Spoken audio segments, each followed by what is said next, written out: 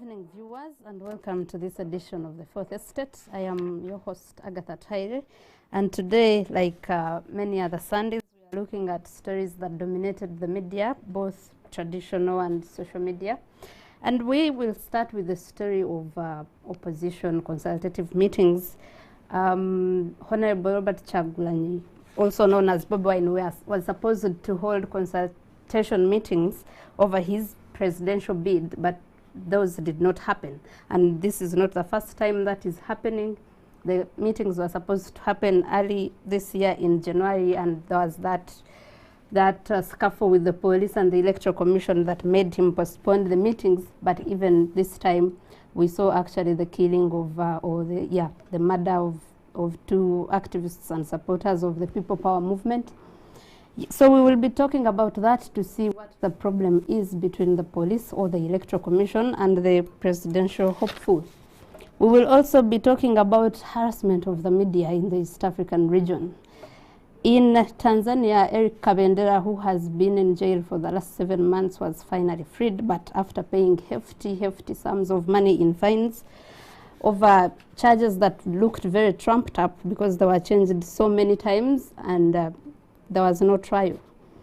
Also here in Uganda, another journalist, Moses Bwayo, was arrested for shooting a video of, presidential hopeful Bobi Wine over, was it during the week, I think early this week, and was later released, but also spent some time in detention. We will also be talking about the struggle of the media, financial struggles of the media, where the New Vision has come out to surprisingly post profits that other media houses have not been able to make.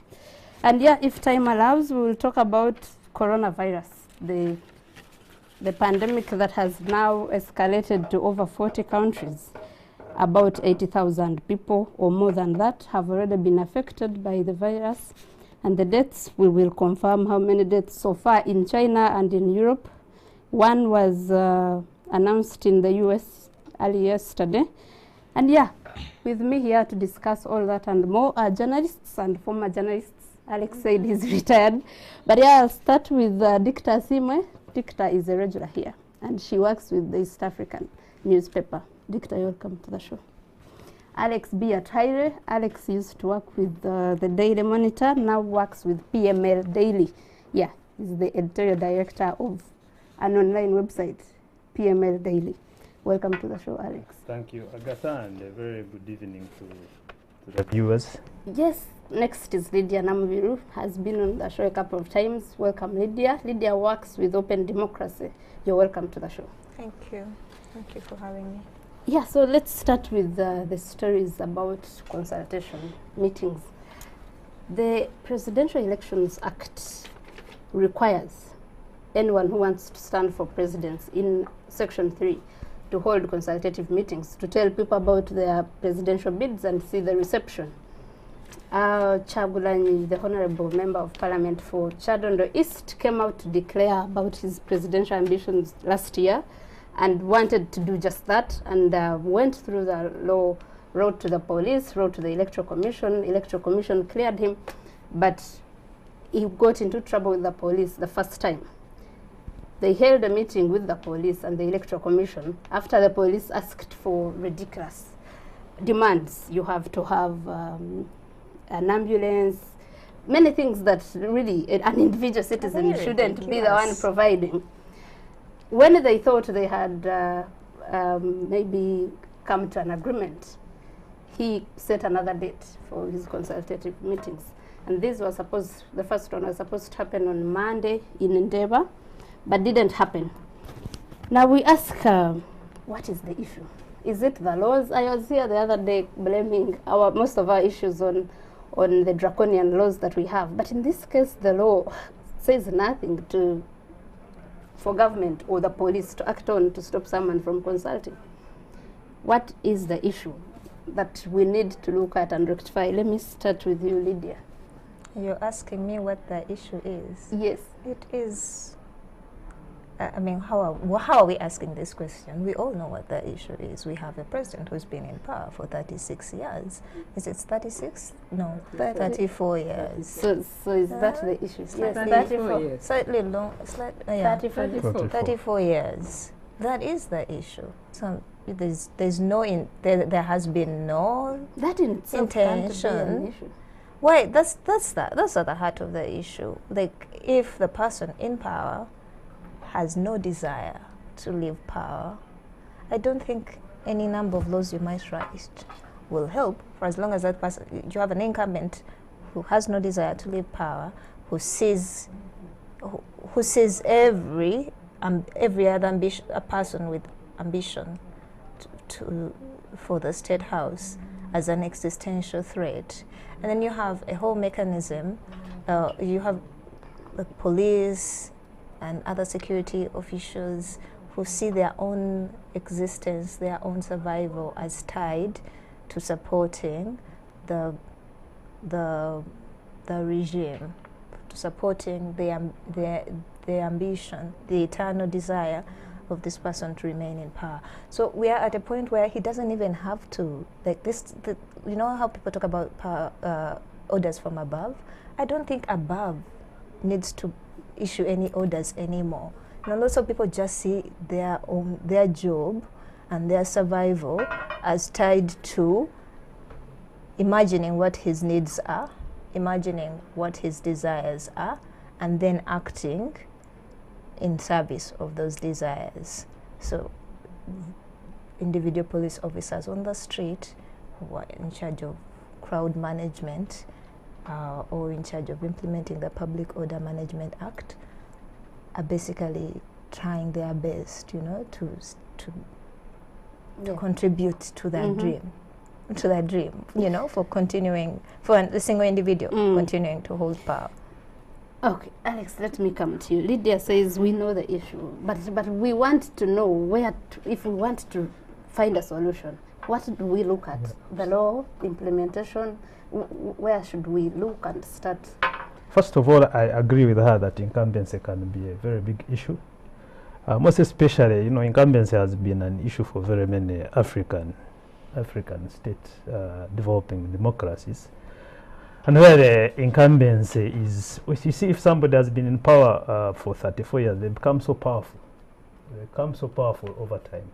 But I'll add that you point to the laws. You say the law is absolutely very clear that somebody who has presidential ambitions, under the Section 3 of the Act, they can consult. Not they can, they have to. They have to consult, it's a requirement, yes, that's right. But the way we have been managing the process of operationalizing our laws, to me, is the bigger issue. For example, we are always talking about this thing of level playing field, season in, season out, right from 1980. But if, for example, we are going to constitute or to maintain the process of constituting the electoral commission the way it's being constituted, then you are treating the symptom, because the electoral commission is singularly appointed by the president. The president is being already endorsed by the ruling party, is going to be a presidential candidate in this election. Now, the same person who appoints me, I am supposed to referee a game in which the person who appoints me is a participant. So how do you expect me to exercise independence? I think the process of how we then operationalized our laws is the issue for me. So you're saying the electoral commission. What about the police? Because in this case, you cannot fault much really the electoral commission, although the people power say. No, but you see the electoral commission, the police. We can borrow examples from the region. You can, for example, see how the Kenyans constitute their electoral commission. Eh? There is public input in how the electoral commission is appointed, and if we they may not have run the most smooth elections in the last in the last 10 years or so, but you can see they are progressing. Yeah, they are progressing in terms of protecting the spaces. They are progressing in terms of having a political field in which all the parties, competing parties, can have a say. So, if we are going to constitute our institutions that are responsible for our democratic spaces the way we are doing, I think we shall continue talking about these things, because that's like treating the symptoms than the real issue. So, Dictor, let me come to you. Let me first hear your take on the same question. I want to, while Alex says electoral commission is the problem, appointment of the electoral commission is the problem, I think it goes back to what Lydia talked about people safeguarding their future, like they are able to make money. Let's start with, for example, the former electoral commission chairman. If he had not been as good as he was to the appointing authority, he would now be retired with nothing to eat probably, or at least with his status lower than it is at the moment. So sometimes it's not just that it's that particular appointment, it's the future. How do I see the future? And it also explains, I think part of the problem we see now is that the courts have abandoned their role for the same reasons, because people want to be able to get a future even after retirement. Because you have to come from the point where Amama Mbabazi faced this same law in 2016, and the court allowed police and everyone else, the Electoral Commission and the NRM, to get away with it. That emboldens the police and all the other institutions, because they know there are no consequences to whatever they do. There are no consequences that, if, for example, the courts had ruled in favor of Amam, at least in that case, in the case that he was not allowed to consult, whoever is in charge of police or is sending the police out to do whatever they are doing would then think twice about using these same tactics on Chagulanyi now. But that's not happening because the courts have abdicated their duty. No, the court did, Dictor. The court actually did. But you see, if you rule 9-0, if you say the guy won an election, and that's all, that's the most important. The rest do not matter. There are no consequences. So 9-0 was that the election was but the election was won by Museveni. Yes, but the court went ahead to say what it has done before, that consultations, media coverage. Agatha, that's the problem. Because if the consultations, if media coverage, if all these processes do not matter in how someone becomes a president, if they don't play a role in making sure that this person is not supposed to win an election where he stops his opponents from having the same access, then it does not matter whether they scold the president or they scold the institutions or they don't, because consequence has to be real consequence, not that they have said you should not be doing that. In 2016, they did not even. I have experience covering the court process in 2006. I think that was, I don't know, the details of the judgment showed that the judges actually cancelled the election, but it was not cancelled. But it was not cancelled. Yeah. 2006. Yes. 2009 was really a very surprising. 2016, yeah. 2016 was a very surprising verdict. No, but the judges went mute on key issues. No, even in 2006, because if you're going to cancel an election, cancel it. Do not allow for people to be killed, like was the case in 2001, 11, and let's be clear. The judges actually wrote a 600-page judgment in 2016. The most In, important I step. hear you, but Yeah. but let's try to clarify it to the viewer out there. The judges said there were irregularities, but they were not substantial enough for them to nullify the election. That has been And the the- same and yes, song since yeah. 2001. But so the judges, in their detailed judgment, put forward recommendations, things that need to be changed, that we have told you, government, and this wasn't the first time, before, ensure the same airplay on national broadcasters for all candidates, access, consultation.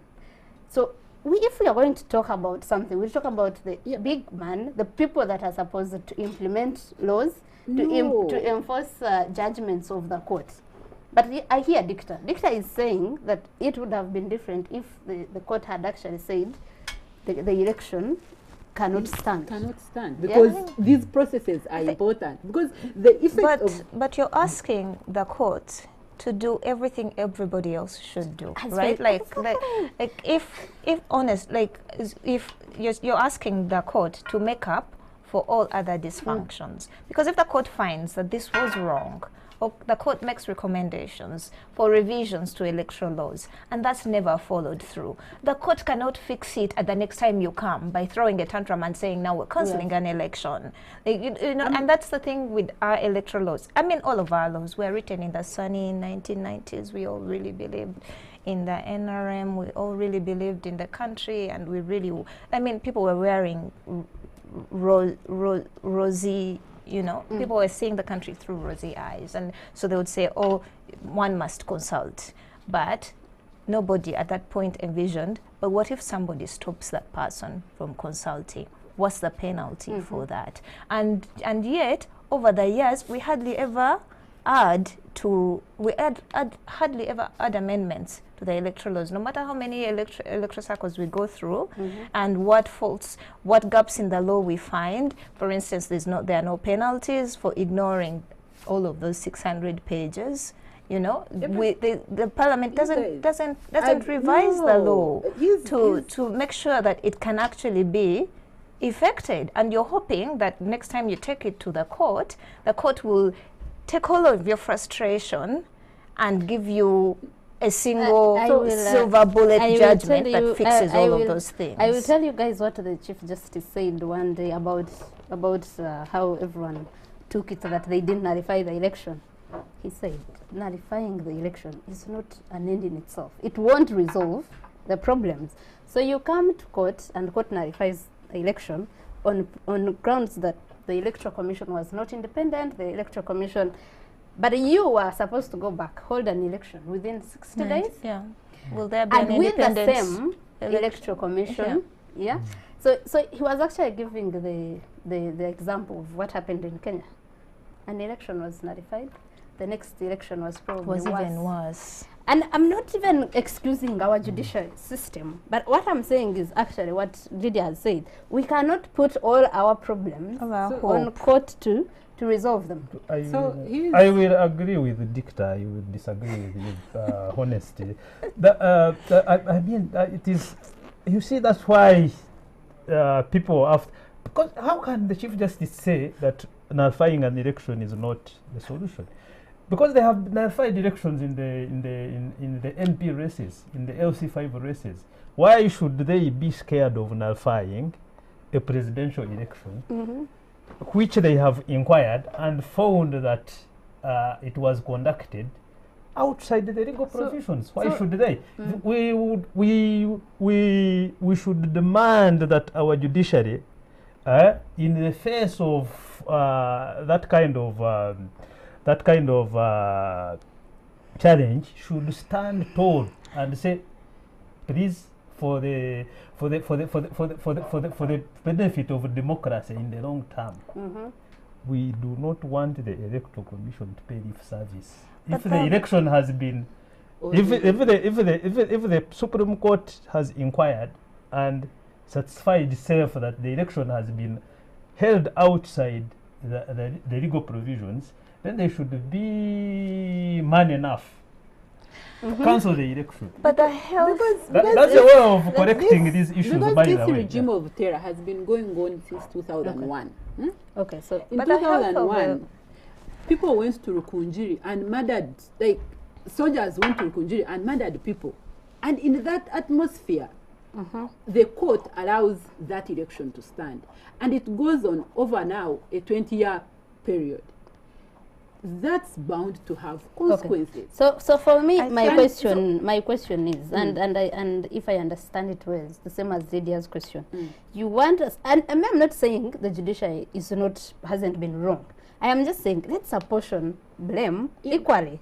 You have an electoral commission that first does what it does and fails one person to campaign when others are campaigning, or one person to campaign when others are not. You have a police that has gone killing people. You have like these all other institutions, but we want to only blame the judiciary, which is operating actually in the same system. Like why is murder even an electoral offense? We have three pillars of government, so to speak: Parliament, the executive, and the judiciary. For a while, we thought the judiciary was independent, and Parliament we can say, for a while, like you felt like when they were, for example, nullifying the first public order management, the police, the one in the Police Act, you felt like, do you realize that previously people like from the Democratic Party, for example, went to court over and over again over some of these things? Do you realize that people now, other than a guy like Malema Vilizi, people no longer even bother to go to court because they know this process is rigged. But even those progressive rulings then did not fix our democracy. No. So the thing is, this idea that the health of our democracy is going to be, a healthy democracy is going to be delivered by 4 heroic men and women on a bench, you know, taking a decision that will probably end their lives, as opposed to us, you know, investing in incremental into the entire system and reacting to every incident. Like if a police officer kills somebody at a rally, that's not even an electoral offense. That's murder. Why is that something that we wait for the court? Yeah, and what would nullification of an election anyway give back to this person? Do you know that there is a law that is supposed to penalize individual police officers and individual army men who kill people during elections? Yeah. That law is there. Why do you think it's not being implemented? Is it because of the judiciary state? That's the thing. Yes, because those cases go to the judiciary and they sit there and people play with them. Alex, yes. I normally like to allow us to say, let's look at ourselves and the issues. We know there are issues in how we are doing our politics. And then look at our neighbors, how they are doing it. Let's not actually go very far to the USA, to the people who normally want to give examples that are far away from us. But examples that are not far away from us. The best example is Kenya. They go through regular elections. There's Tanzania, there's Rwanda, there's Burundi, all these neighbors of ours. There's Sudan, there's an example of Southern Sudan. So you may want to say, should we do it the Kenya way? Should we do it the Tanzania way? How the Tanzania has been doing it? Should we need to take... Okay. So let me go back a bit to the judiciary and its role. So we are saying that Dicta is saying that people don't go to court anymore because the judiciary is not doing anything. But what about where the judiciary has actually done something and ordered for the implementation of something, and those orders are not enforced? I'll give you an example of what we are talking about, the 2016 judgment. All of the things they listed, so many, please do this, change this, and they kept repeating these things we've said them for the last all of the 2 3 elections. judgments. Do you know what happened? It took 2 professors to first go back to court. They were dragging government to court for contempt of not listening to the Supreme Court's orders. Professor Frederick Sempewa and Professor Frederick Juko. That is when actually the Attorney General rushes up to bring electoral reform laws to Parliament. So at Which the themselves were end, not actually responding to that. no. They At the focused end on, of the the, day- on amending At the end of age the limit. day, I think it will be unrealistic for us to expect So- the judiciary to work out in a vacuum, as if we are not, if they are not working you're in the saying- same. Agatha, and this will be my last point. You're saying we don't have the institutions to deal with this problem, so it's up to the citizens No. to do chaos if they can or whatever. Because I mean, for me, the thing about this current problem we face for political parties, where political parties, and this is for both FDC and whoever else is interested in power. The thing we face now is, what then is the point to the 2021 elections? Do we then go ahead and spend money on an election where we know it will not be free and fair? For example, when we have these other election observers coming, do they then say the election is free, or is at least They have never said it is. No, they have not, but they say it's a representation of, it's sort of a representation. They have never said, All things considered, yeah, it is okay. yeah, they say all things considered, the election was okay. So do we still go through that I don't know what to call it, but that joke where we spend so much That money facade, for something that we know does not represent the people? Because if What do you people can- mean when you say where we spend so much money? You mean the government? No, yeah, no, Ugandans? we as Ugandans spend money because we pay tax, which goes to the electoral commission, which then runs an election. But I maybe think you have what we 2 minutes. need- Let you answer it, and before we go for a break. I think what we need is to get over the whole idea of there will be a big dramatic moment in which our democracy is fixed.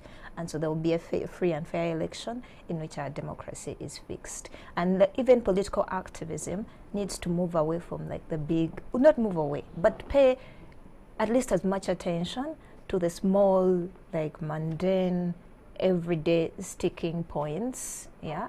Like this police officer must pay for this death, yeah?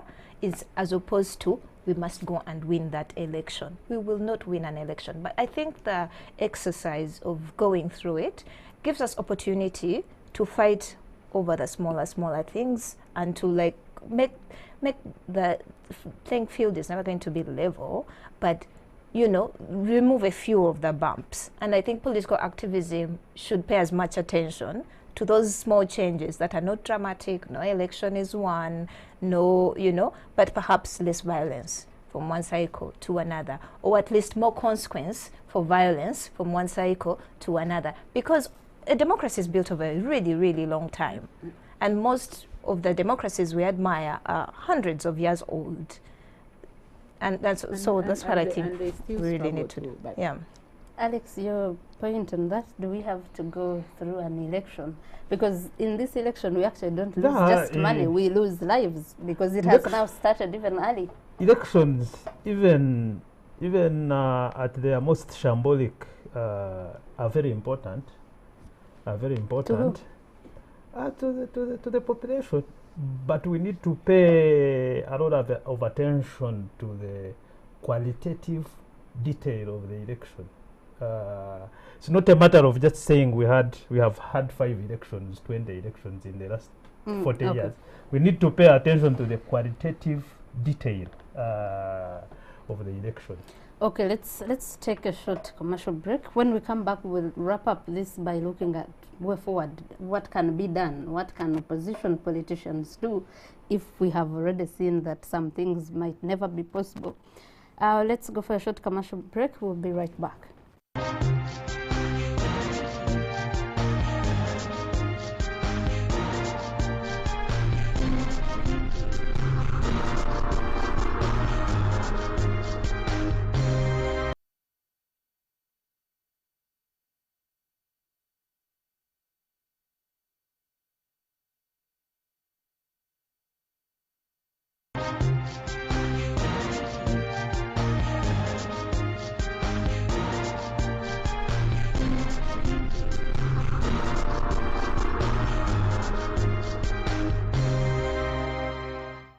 Welcome back from the short commercial break. We are glad you're still with us, and we were still on the issue started as the consultative meetings that have been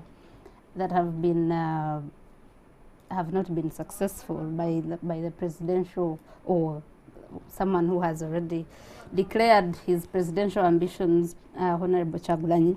But we went into what can be done to rectify the situation where you find that some presidential hopefuls cannot consult when you have the incumbent President Museveni going around in those programs, wealth creation, do this, do that, when he's actually campaigning. And we are asking, what is the way forward? Here we failed to agree on what is the issue, but okay, let's go to what is the way forward? What can the opposition do? Because I have seen situations where actually opposition politicians are being blamed for these deaths. Chiza Besigye has been blamed by everyone. He takes people into chaos and they are killed. And I'm asking, how do you blame someone who has not pulled the trigger? It is pulled by the very people that are supposed to protect Ugandans, but you're blaming someone for doing his constitutionally given right of moving or to mobilize supporters. We have seen, some asking, what can these politicians do when they know that out there their supporters are going to be killed? And let's hear what Dictor. Let us start with you. So that's it's a hard question to answer, because right now I don't know that there is a solution. And because something about the problem we as Ugandans have is that many of us lack empathy. Until someone close to you has been killed in a situation like that, people generally don't, other than sort of scoring political points, people don't generally pay attention to some of these things. So one is, if it's possible, I don't know that it is, because it's always going to be political. If it's possible, if we can come together to demand accountability so that these deaths do not happen. These gruesome deaths do not happen. Parents do not lose their children because of something like an election that in the end won't really matter. It may be that's possible. I don't know whether that's possible, but if maybe a coalition can be built, maybe even outside of political parties, but maybe a group of people comes together to follow up on the deaths of these people, and maybe even, if possible, the likes of Bobby Wine and People Power and FDC and others sort of keep arm's length, so that this thing, the death of Ugandans, when they are expressing themselves, stops being a political issue, but it becomes a national issue. Maybe that, I don't know if it's possible, but maybe that's something that we could consider. And I guess other people should also think of other solutions to this. And my last one, I don't know if this will be the last part of the segment, would be, I think the likes of Chiza Besigye, the likes of Bobby Wine should consider not standing in this election. Why? Because if for example you allow Museveni to campaign with what's considered weak candidates, one, the brutality reduces, two, the rigging reduces, and so for the money that is spent in the elections reduces, because for me it's going to be an exercise in futility. So how about you allow, because if Besigye is not there, Museveni has no motivation to rig. A Besigye, a Bobby Wine, a candidate he considers competitive, is not there. He has no motivation to rig. And then you can focus on getting your MPs, getting your MPs voted with less rigging, and therefore less all this chaos. So that, because the most important person for this regime is Museveni. Once his interests are taken out and put on the side, then the others you can try and sort of fight. So, because Besigye has previously suggested that he goes through the election so that he can access people, he can mobilize, he can do that. But if you have voters, if you have MPs standing across the country, you can still go and mobilize for that individual MP, because most likely he will be allowed to campaign. So for me, I think they should sit and consider and ask themselves, is it worth it to go through this process? Couldn't we benefit more from not participating? Alex, Yes. Dictor is essentially saying, for us not to have people being killed by security agencies, some individuals should forfeit They are naturally ambition. given rights to stand for presidency and to stop the rigging of President Museveni. But it's a strange strategy as suggested by Dicta. But I also was, because your question was what should opposition do? I also was thinking along the same ideas Opposition should in give terms up. of opposition strategy. Because the opposition strategy in the last 4 elections, has been to focus on the presidential ticket. Now, if you see over time, if you look at the numbers, actually, I don't have them off my fingertips. Yeah, but they have reduced their influence in terms of parliament. How many MPs do they have? So as a result, as you rightly pointed out, when the Supreme Court pointed out issues to be dealt with within our laws, it is the role of parliament to do that. Now, the opposition does not normally have the numbers to move parliament to address the real root cause of these issues.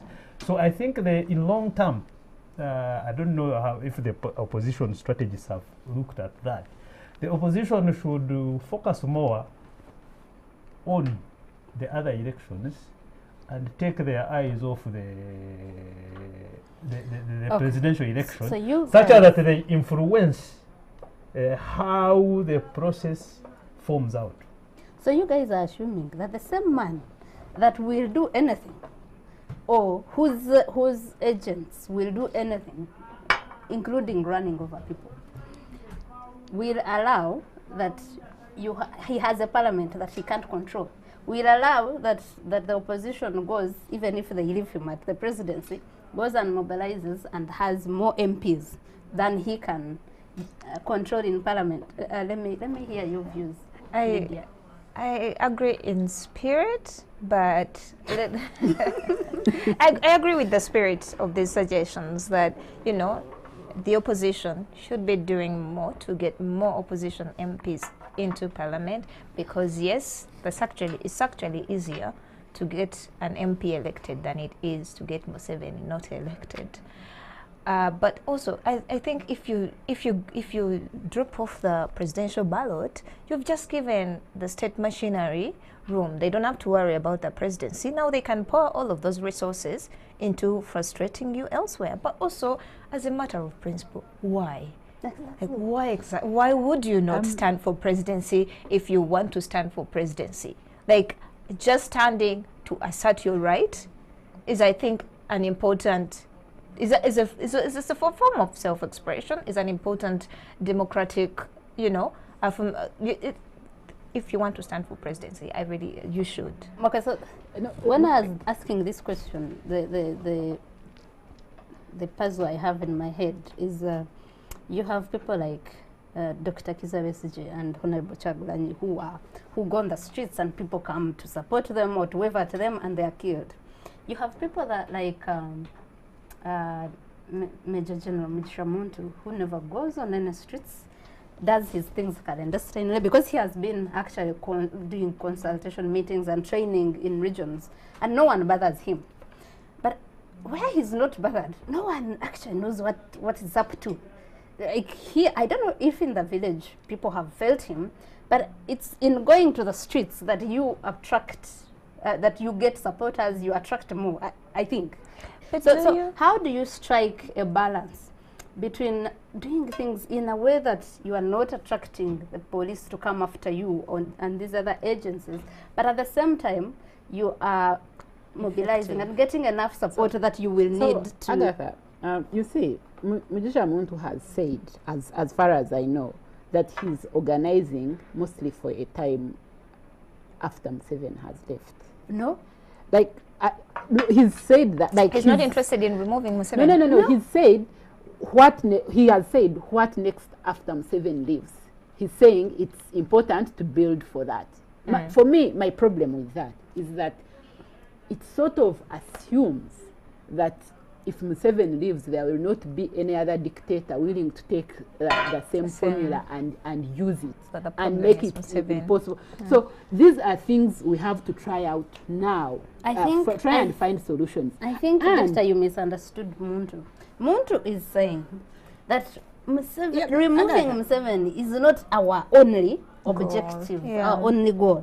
That we are building cumulatively. So because you see, I hear what you're saying, but for me the problem with that is, for example, for a long time Muntu was in charge of mobilization at the FDC. In Ntungamo, he could not get a candidate. In many of the elections in Ntungamo, he could not get a non-NRM candidate. Why in Tungamo? Because that's where he comes was from. Holding a national office. Yes, but you see, he cannot no. Okay, you cannot hold him responsible for his village. He was working. No. I hear what you're saying. At a national picture. But in 2001, when Besigye stood for presidency, Rukunjiri was one of the biggest supporters of Yoweri Museveni. I think in '96 they had voted 99 point something from Museveni. Slowly, Besigye has chipped on that support that coming was from there. to a point where we now know that Rukunjiri is... But it has taken Besigye 15 years. Yes, that's true. But now, you have to be very fair to the guy. No.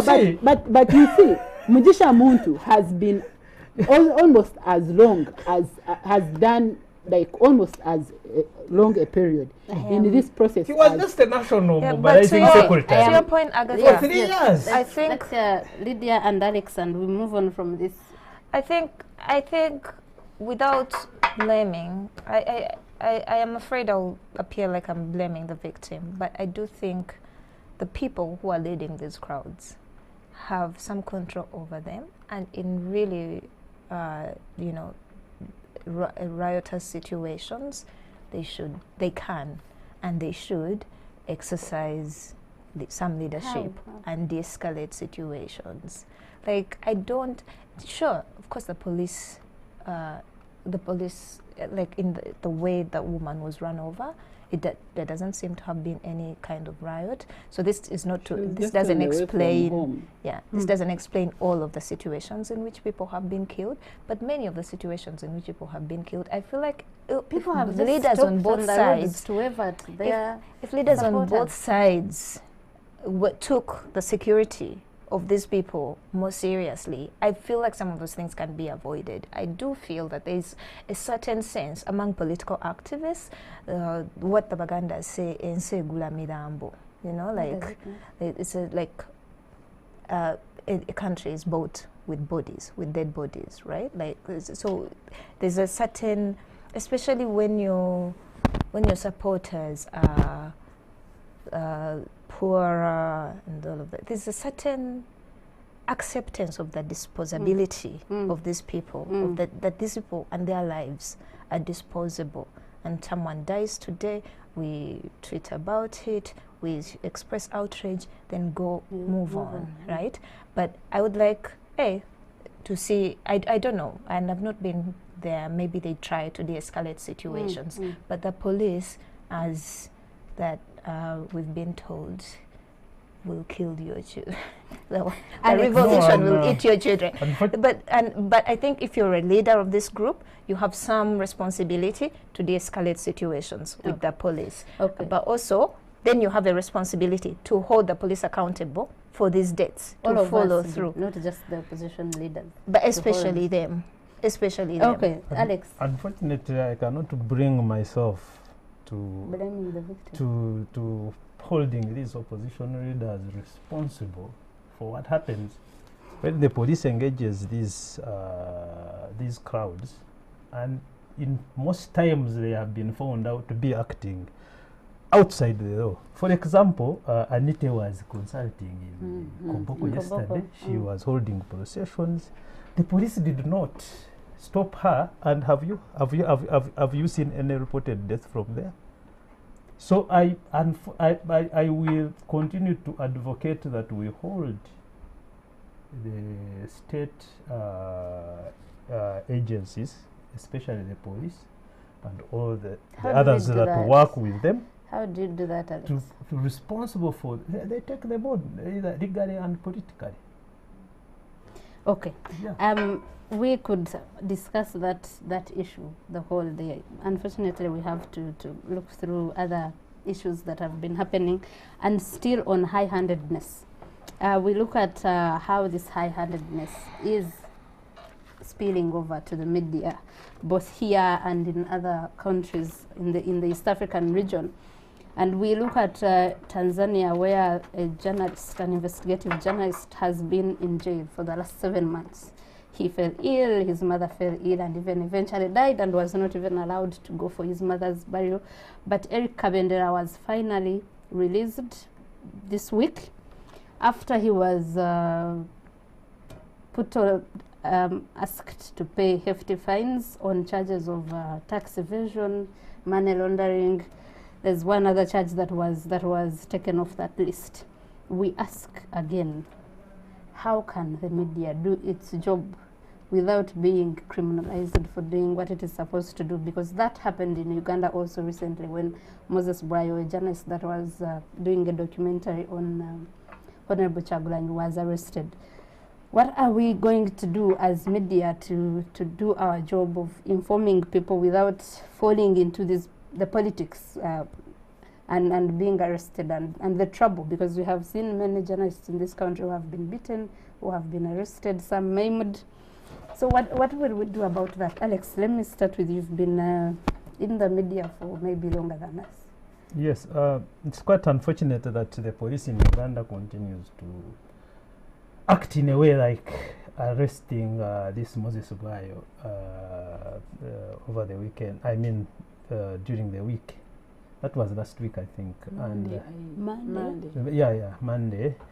And this is the discussion we are having about the media freedoms and Are we dealing with the same problem?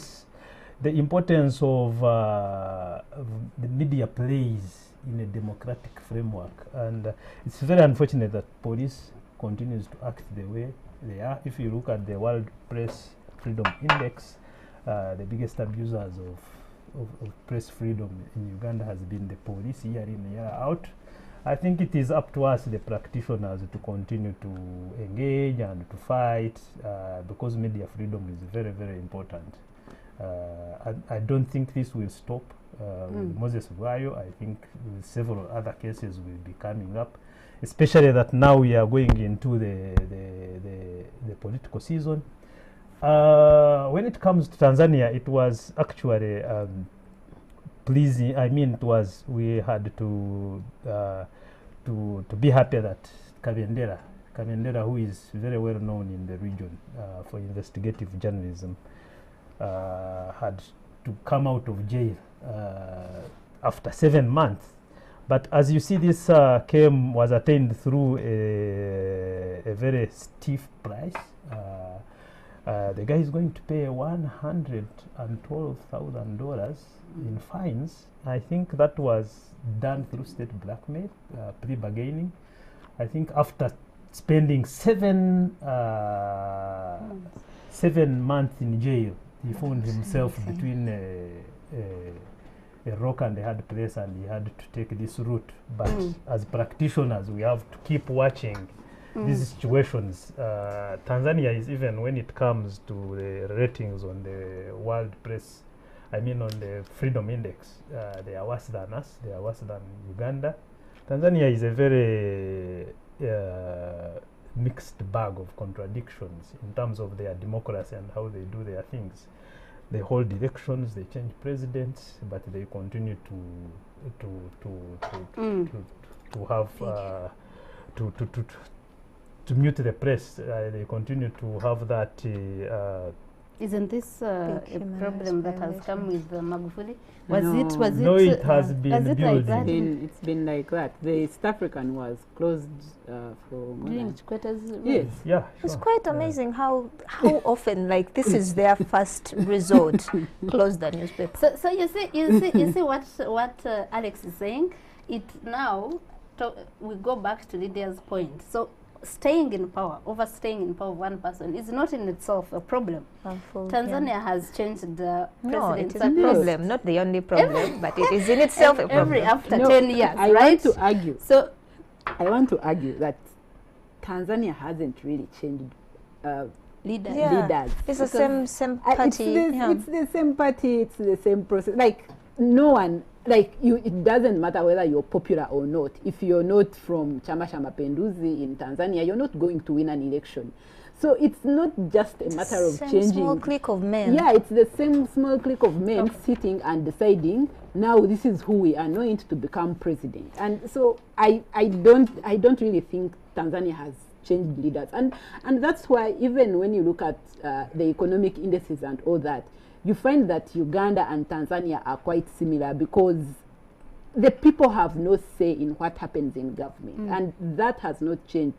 The people have no say. And by the way, then that's the thing I wanted to go to, that the media has to build a coalition with the people so that the people can stand for us. Because the media can only be as powerful as the people they serve. Right now, anyone in the media, like all sides of the, whether it's opposition, whether it's ordinary people, whether it's government, will at some point blame the media for something. And for me, that's a very big problem, that if I was in charge of a certain budget for the media, I'd be investing in making sure that people understand the media is there to represent you, and not only when you like them, it's there to represent your interests. That's something that media houses in Uganda are not investing in. And it's no surprise, therefore, that what we see now is Eric Kabendera and Moses Bwayo, who both are international journalists, only that they are Ugandan and Tanzanian. Those are the ones that are being attacked, because the governments now respect the reaction of the international community more than they respect the reaction of their populations. So for me, I think that's important. Media houses, these things of media houses, funding music, whatever, those things. I'm like, Jesus, we have a problem. The country is actually hostile towards us. We should be investing in creating friendships with the public, because that's how we survive. But we are not being able to achieve that. Everyone says the media is part of the establishment. And as long as we are in that position, these things can only get worse. Okay, so essentially we are dealing with the same problem that we were talking about in the first issue, that you have a governments that are really hostile to any opposition of views, dissent, and now they are coming to the media because the media is going to relay what is happening to the people. But what I want to ask you, Lydia, is building from Alex and Victor. Especially Alex talks about engaging, talks about hold the state accountable. What practical steps? How exactly? We have already seen a government that has, where all institutions are not functioning or working for the people. What can the ordinary Ugandan do, or the media itself do to stop this? I think the first thing is the media needs to organize, right? Like unionize. But the media is talking about who? Because the same issues that affect media journalists are not the same problems that are affecting owners. So when you guys say organize, you mean, but Uganda, say like Uganda Journalists Association is the weakest association, media association I have ever heard about. Yes. But this year, they went to court on behalf of media when journalists were when journalists were suspended over broadcasting Bobby Wine, and they got a positive outcome out of that. They got court injunctions. People, people actually returned there, and that is really for an association of its size, which really has also just like come out of its own bad governance for just about a few years. I think you can see like there's some potential there, but what I find, and even say with Moses Bwayo, how do we know where is the pressure coming from to have him eventually released from the foreign correspondence of Uganda Association? So I think we really need to take being organized, being parts of society, of journalist societies, associations, and contribute, and having like a common voice. We need to take those things really seriously. But what Dicta says also is really, really important. This country, this region is hostile to press freedom, and it is not just government. it is people too, and it's not even just like when you talk about citizens and you think wananchi, yeah. It is everybody from CEOs here do not really understand journalistic independence. You know, politicians expect you to toe the line. NGOs expect you to repeat what they told you as it was said. Yeah. So I think there's like really no understanding of press freedom here, no understanding of it, no support of it, no respect of it. And so when these things happen, you're on your own. You and some voice from outside, like Committee to Protect Journalists, you know, talking into Uganda via the internet. And so I think when you look at the Afrobarometer surveys, there's a question about should the government sometimes stop the media from broadcasting certain things. More than half of respondents always say yes. Like, it's and I don't think I'm even quoting it exactly correctly, but to me it's surprising that anyone thinks, you know, the government should have control. Yeah. Then the other thing is, of course, that's going to remain a problem is that in fact the media here remains a big part of the establishment. We try very hard not to be political, to just be businesses. So corporate social responsibility is bride and groom expo, you know, like just business. The same kind of thing MTN would do is the same kind of thing a media house would do. Yes. And anyway, and even in actual sense, a lot of the media here is still owned by government. Powerful media is still owned by government. So even people's perception that we are part of the establishment is accurate, but also our own posture. You know, like how we're so elitist. The media here is incredibly elitist. And so you're part of the establishment, and it's no wonder that when you have problems, but like government, journalists, those people up there fighting each other. We don't care. Yeah. None of our business. Alex, as we go for a break. It's true we are not connecting, and part of the problem is the organization in the industry is not very good in terms of advocacy. I agree with her that we need to self-organize in terms of associations, in terms of fellowship, such that we, you know, the biggest problem for the media here is the regulatory regime. Is statutory, it is government. So that we organize and influence the regulatory regime to tend at least towards self-regulation. Even if we cannot attain self-regulation in the short term, we attain what they call co-regulation. Then when these issues come up, the media is able to influence them at a regulatory level. That's when we shall have a long-term solution to these problems. Dictor, as we wrap up on this issue. Yeah, there is something you asked Lydia that media owners would not be interested in protecting journalists. I want to say that when journalists are harmed, media owners are harmed too. It's just that they do not realize it at the moment. But if you notice that we have circulation numbers, viewership numbers, everything else is tanking, the business model is dying, it's because the public is not invested in what the media is doing. And the only way the media owners think it's better to align with government for advertising, but that's a solution that over the years has been a very tricky one. They should think about representing the people, because the people will be here longer. The people might not have money, but they will have things they can give you that makes you an institution that stays. That will not happen when you align with government and allow your your journalists to be on their own the way they are at the moment. Okay. I wanted to ask a follow-up question on that, but let me shelve it for after the break. For now, let's take a short commercial break, and when we return, we'll look at the issue of profitability of the media in this country, and see if we can also discuss briefly about the coronavirus that has become a problem in actually the entire world right now. We'll be right back.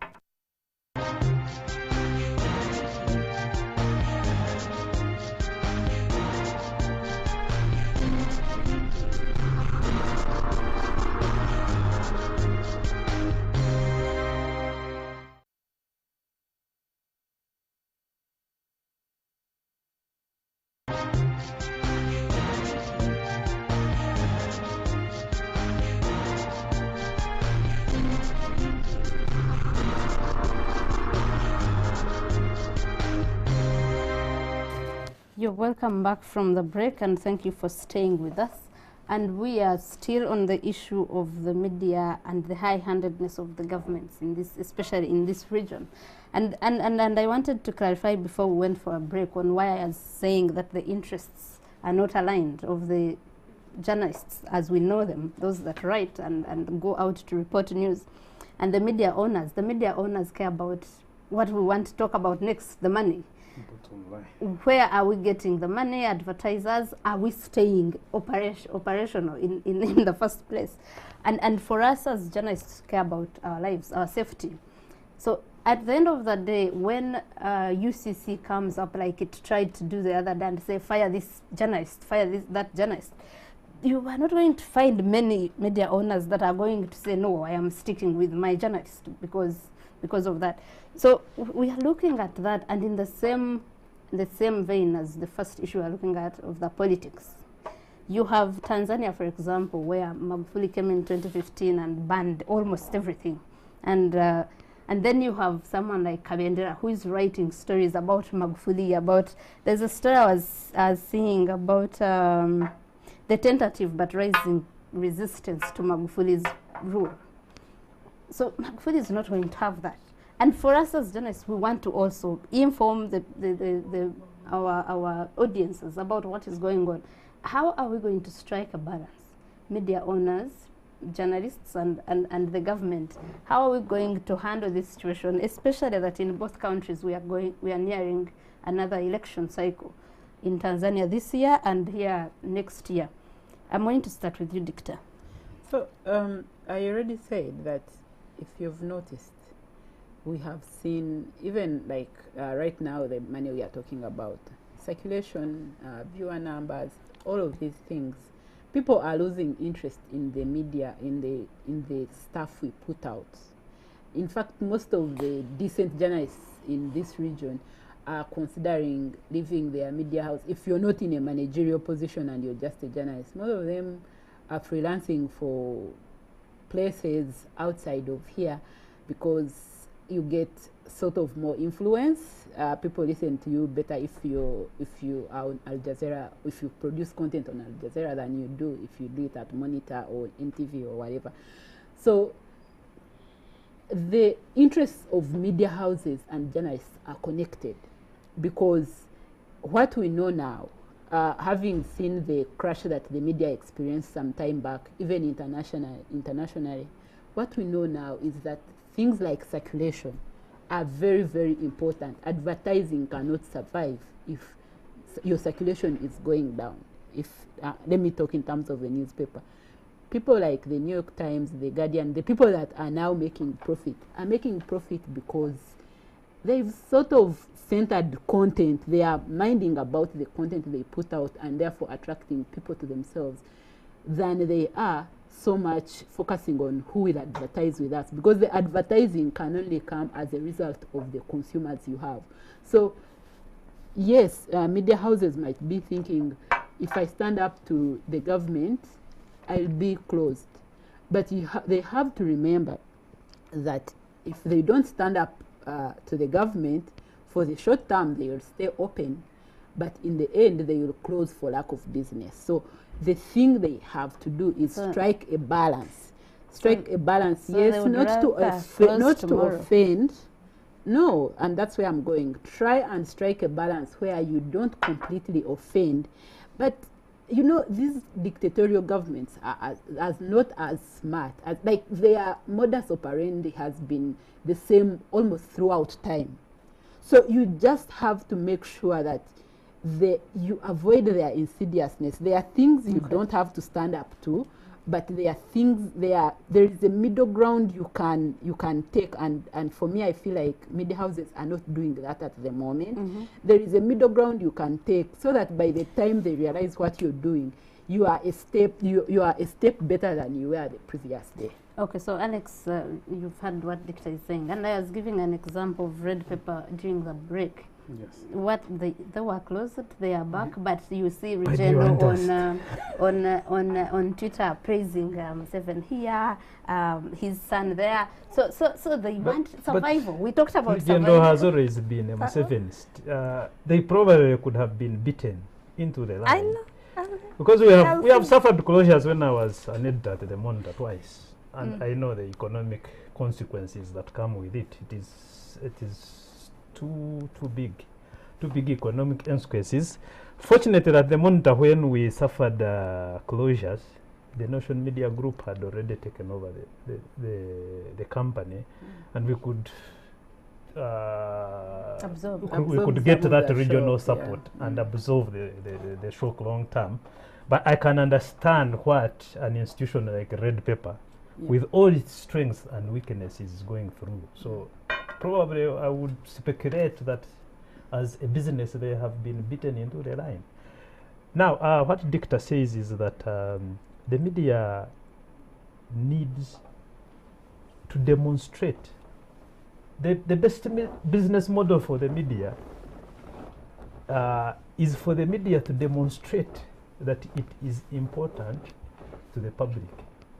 And I agree with her that there are some things you can do as a media, but there are some things that you cannot do as a media and survive. So the media must demonstrate that it is important to the public. There are things that they cannot touch. Public interest and public good. I think that is the direction the media needs to take. They say, on this issue, we don't mind whether government has 100 billion or what, but on this issue, we stand. So for the media to survive, they need to come up with clear editorial policies and standpoints that are normally in public interest, and then they'll survive. They'll survive governments. Governments come and go. Okay, Lydia, let's hear what are your last views on this. I think the idea that media owners think government is more important to them than their employees is just the most illogical thing I've ever heard. Like, how many times does government show up to put content up for you? But also, you are selling the content. I remember once when I worked for a Ugandan media house, actually getting into trouble with the CEO because at the end of his annual address, I told him, but how can you say, that marketing or whatever is more important? You don't sell newsprint. If your stories didn't matter, you'd just buy newsprint, put all of the adverts, have no stories and go out. See how many people will buy.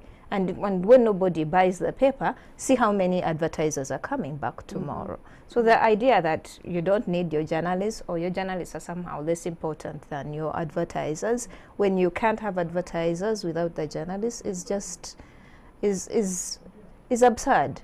And but also you cannot have advertisers without the publication if it is closed down by the government. So. But how many? And that's the thing, is we're constantly like gaming for the worst case scenario, and on a daily basis shooting ourselves in the foot because this big dramatic closure might happen. But and also you can in fact have a publication, like, okay, sure, you can't sell papers, but you can publish online. There are lots of independent, you can publish from outside of the country. I think if you're committed to resisting government, you would actually find a way. You would find a way to exist. But also, content is becoming increasingly even more important than advertisers. It used to be that content is what brought advertisers, but like she was saying, the New York Times is depending more and more on money actual readers pay for subscription, because Google has the advertisers, Facebook has the advertisers, and all of that is coming here too. You won't always have, if you're can I say this word? Sorry, I was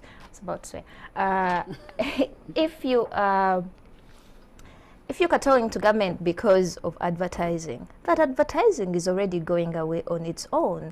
Lots of people who are not the new, lots of publications that are not the New Vision already are feeling that pinch already. You know, that advertising government for which you have been shooting yourself in the foot is going away on its own. You spent so many years cutting down the quality of your content, losing your best journalists because you couldn't be independent, and now that advertising has gone its own.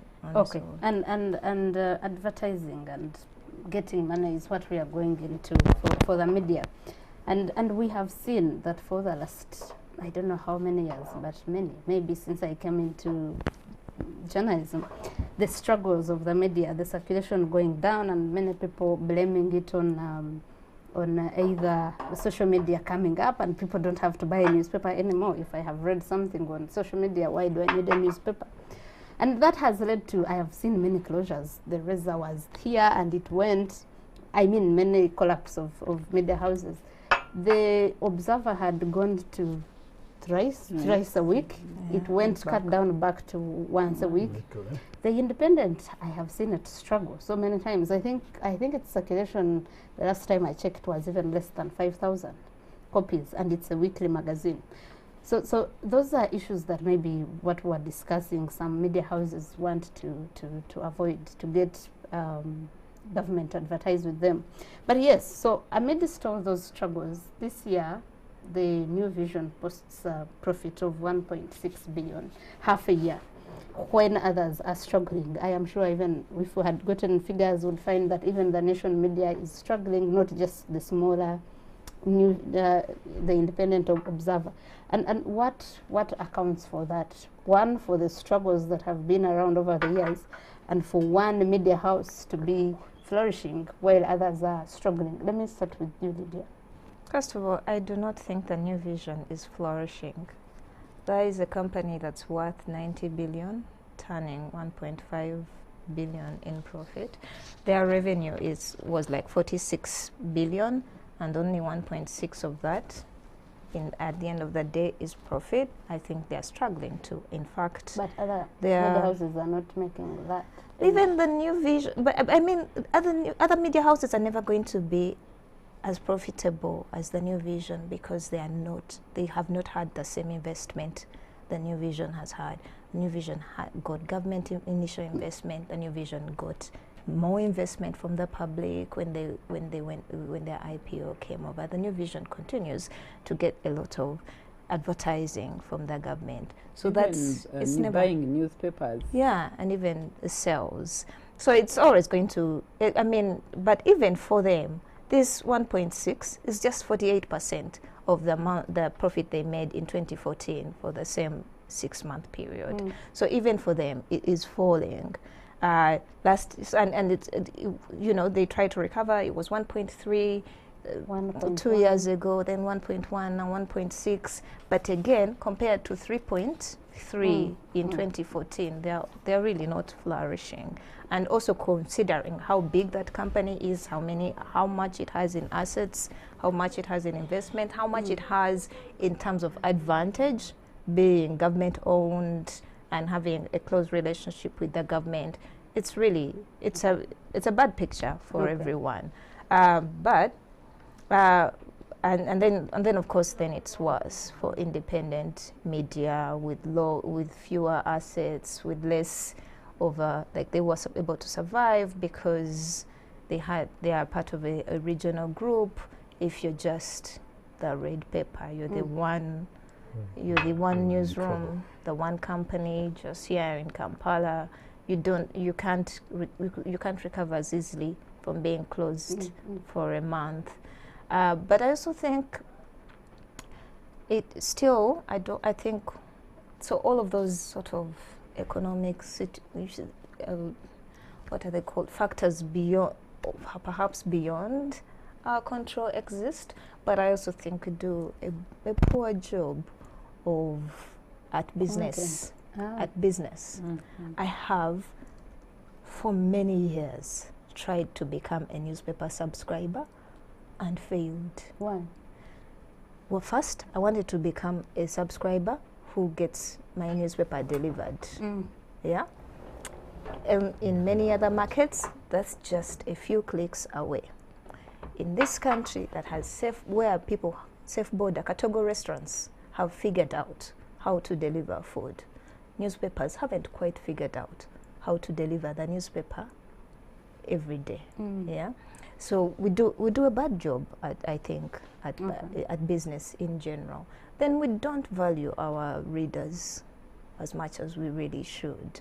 Again, because we're coming from a history where most money was made by advertising, and so if you had a close relationship with the government, that was pretty much sorted for you. You didn't have to woo your readers. You didn't have to keep them coming back. You don't have to respond to them. I think you can see even from now, NMG just recently hired a public editor, and the public editor doesn't really speak to NMG for the public.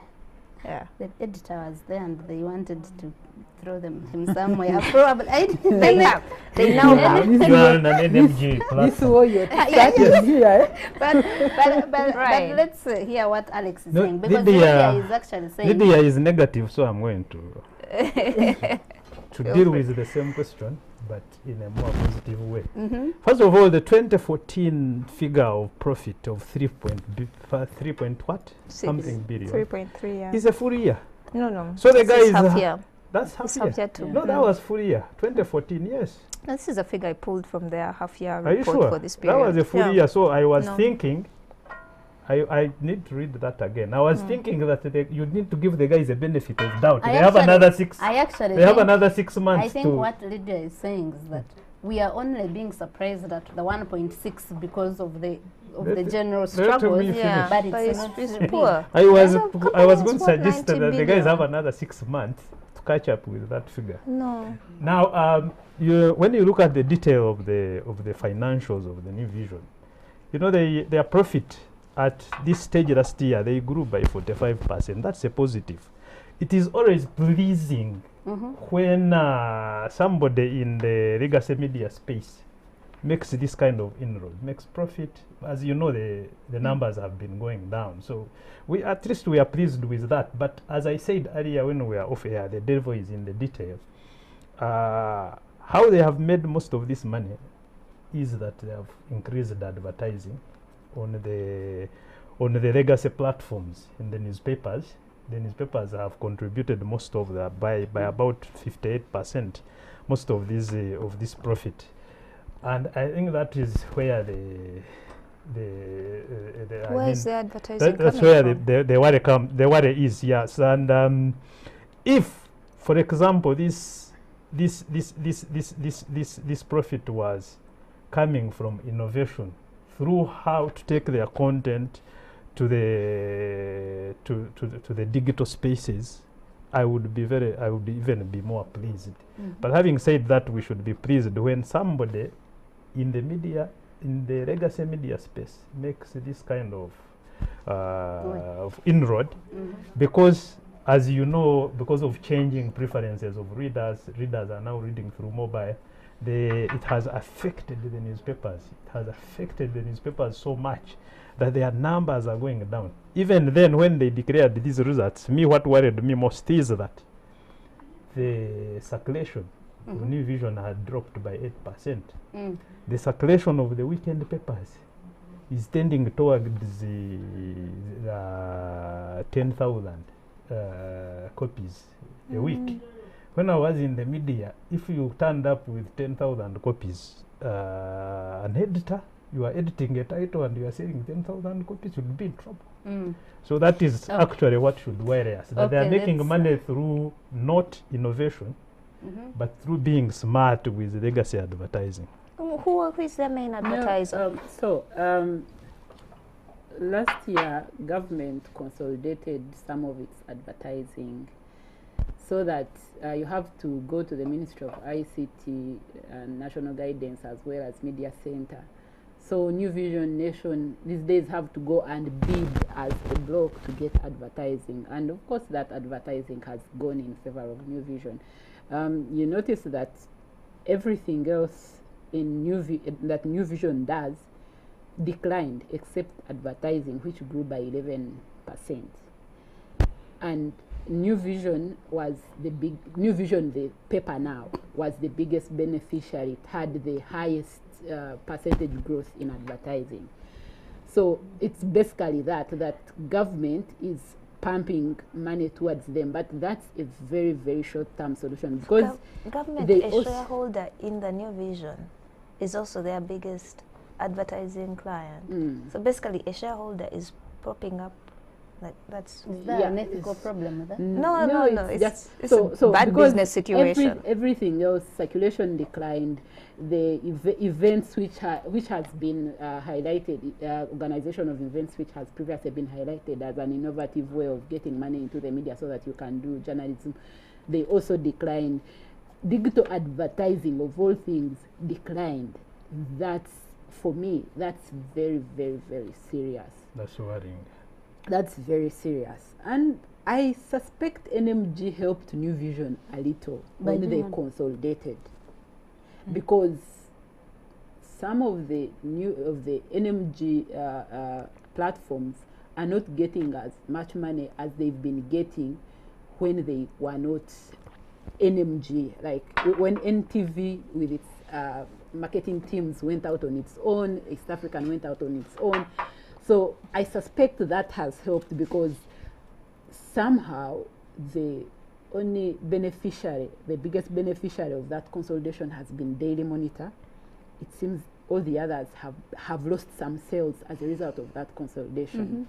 And so it's possible, because this is the same period that NMG consolidated, so it's possible that has helped them.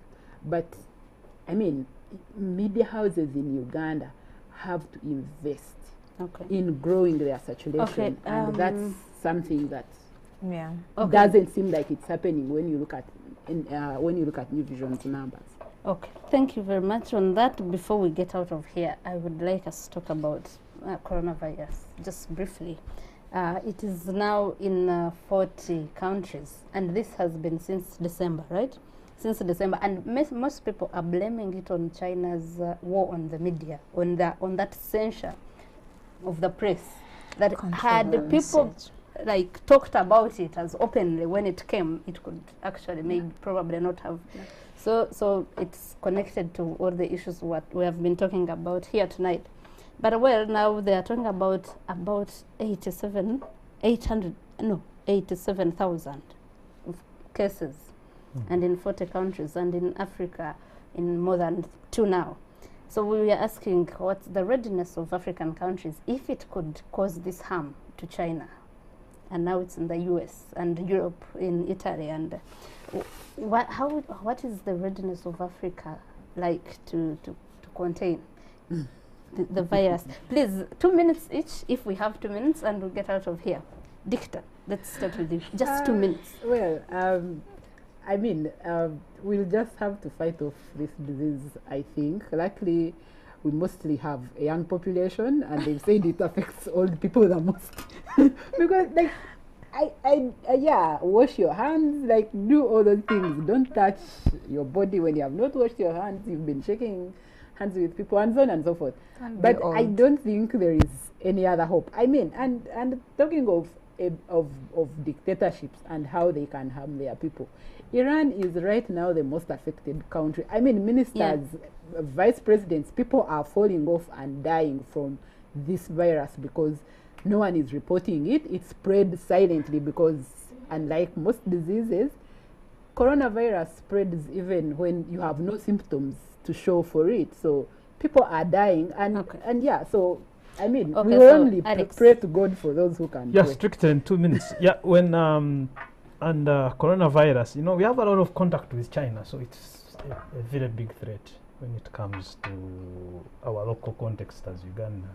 But I have confidence in our health professionals. They have shown fighting Ebola and what they are able to respond. But I get worried about the capacity of our health infrastructure to deal with this kind of threat. But having said that, I think we need clear leadership. I saw the president coming out with a statement yesterday, and to guide the public on what they should do and not do. But I think we need clear leadership, like in Kenya, what they have done a task force and what. We need to have a clear leadership on how we are going to respond to this threat in terms both at political level and at technical level, and that information should be disseminated to the public, and I think we shall suffice. Yeah, the president started by saying it's not as dangerous as Ebola, and we defeated Ebola. So maybe the situation is not as bad as Dicta is saying. Let me first listen to Lydia, if we have a minute. I'm a bit like Dicta. The fact that there have been no there have been cases in African countries, but I think all 4 have been foreigners, not Africans. I'm hoping we are biologically because there's a good chance, like President Trump said, we will not die of coronavirus.